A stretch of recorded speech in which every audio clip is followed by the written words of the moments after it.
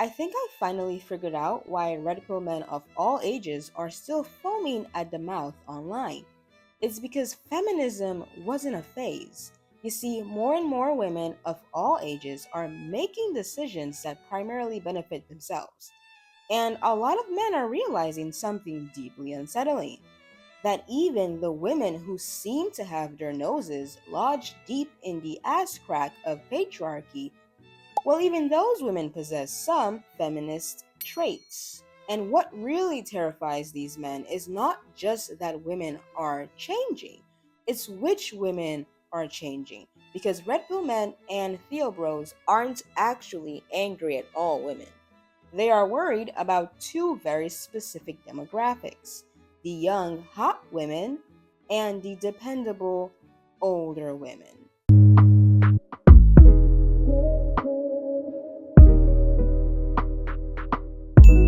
Now it's easy to understand why they are disturbed by the uptake of feminist values among the first group of women. Red pill ideology depends heavily on the assumption that young, attractive women between the ages of 18 and 24 will naturally prioritize marriage and children. That as each birthday passes, that they'll grow more and more anxious about their value depreciating. So, when young, hot, beautiful women that are again hot start choosing independence instead, when they focus on their education, their careers, or openly state that they don't even have the desire of marriage or motherhood, well, that becomes their worst crime of all. Because if a young, beautiful woman that is, again, smoking hot doesn't want marriage, you can't weaponize the promise of a ring. You can't pull the, well, my mother did it, so I expect my future wife to do the same BS. Now, the second group of women showing feminist tendencies, much to the displeasure of the red pill men and Theobros, are the dependable older women in society, usually between the ages of 40 and 100. In red pill terms, these women may have hit the wall, but they are still considered reliable. Like a 2002 Toyota Corolla, it's not flashy, it's not new, the paint is fading, but when you need it, it starts every single time. You depend on it, but you rarely brag about it. We're talking about the mothers, the aunts, the grandmothers, the women men turn to in times of need, when they're down on their luck, they've lost their job, their credit score is in shambles, when they need someone to take care of their children. Because even though he fought for custody, he's not about to take care of those kids. That's his mother's job now. But here's the problem: the Corolla is considering retirement. More and more of these dependable older women are saying, I've been making dinner for 30 years. I can't today, John. I'm tired. You want to have your friends over for dinner? Okay, but you're going to have to feed them. No, I can't watch the grandkids this Saturday. I have Pilates. You know the phrase, it takes a village to raise a child? I used to think that meant community. Now I'm realizing village meant women, an unpaid multi generational workforce made up entirely of women and young girls. I don't think boys and men were ever included in that village, and I'm just now recognizing that.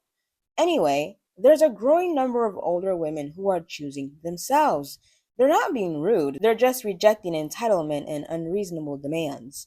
Entitlement and unreasonable demands that often come from the men in their lives: their fathers, their brothers, their uncles, their sons, and sometimes even the wives of their brothers, uncles, and sons.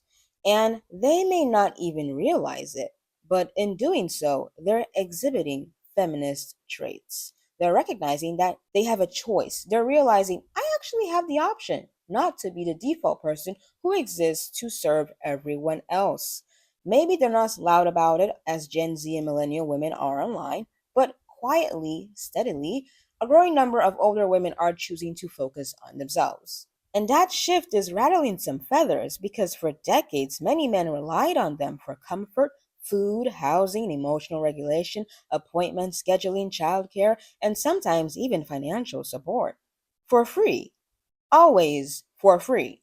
And now, for some, the free labor subscription is expiring. You see, the fantasy relied on two things: the young woman who desperately wants marriage, and the older woman who will always be there to labor. But now there's a quiet withdrawal. So, what are some of these feminist traits that a growing number of women of all ages all over the world have started to adopt? Number one, more marriages aren't lasting as long as they used to. And it's not just the immature, delusional, selfish young women who have failed to grasp the permanence of marriage initiating these divorces. No, women in their 60s, 70s, and even 80s are divorcing their husbands too. And even more scandalous, apparently, there are more divorces in red states than they are blue. Interesting. Imagine thinking you were going to have old reliable till when you croaked on a random Tuesday. And at 73 years old, Susan turns to you at the dinner table and says, I can't do this anymore, John. I want to get a divorce. What is that man supposed to do? Susan, he wasn't trained for this. How will he take his medication for his heart condition if no one reminds him? How will he eat if no one cooks the food and places it in front of him? How will he have clean clothes if no one washes them? How will he remember to get his prostate checked if no one books the goddamn appointment, drives his ass to the hospital, and explains his medical history to the doctor? Susan, have a heart. He's just a man. Won't somebody think of the average man? Not me, though. Not me. Y'all average men can kick rocks. But surely won't someone else think of the average man? And you know what really grinds the gears of the Red Pill bros, the Theo bros, and the traditional conservative weirdos? They find it absolutely abhorrent that a growing number of divorced women aren't desperately trying to remarry. Some of them are remaining single on purpose. Scandalous, I know. 100 years ago, a divorced woman was a social pariah. They didn't dare show their face in public. 100 years ago, being a woman divorcee? Ugh, you might as well have been a sewer rat.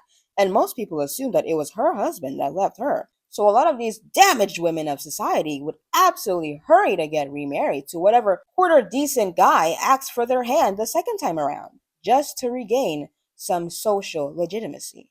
But today, most divorces are initiated by women, and despite what red pill spaces say about men always having options no matter how old they get, and women hitting the wall while men supposedly age like fine wine.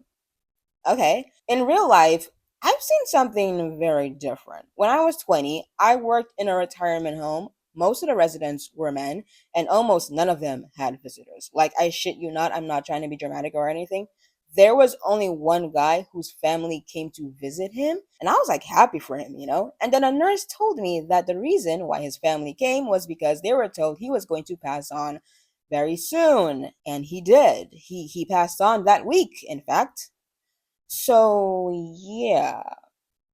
Anyway, the only three women who lived in that same retirement home, they were visited quite regularly. So, when I say I think that the red pill community is probably deeply unsettled by the number of older women choosing themselves, I just think back to that retirement home.